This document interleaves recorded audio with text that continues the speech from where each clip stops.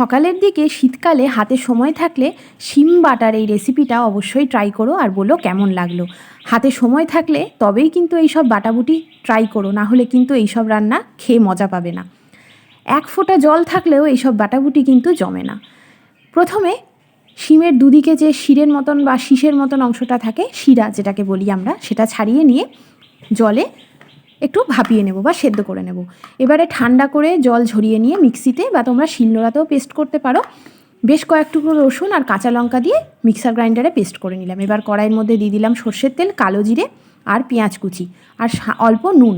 প্রথমেই কিন্তু নুন বেশি দেবে না, তাহলে শিম বাটা পরে টেনে আসলে কিন্তু নুন কাটা হয়ে যাবে, তখন আর খাওয়া যাবে না। এবার কিছুই না, লো টু মিডিয়াম ফ্লেমে ধৈর্য ধরে এই প্রসেসটা কিন্তু করতে হবে। যখন দেখবে একদম কড়াইয়ের গা থেকে এরকম মন্ডের মতন উঠে আসছে, খুব সামান্য চিনি অ্যাড করবে আর গরম ভাতের সাথে এনজয় করো।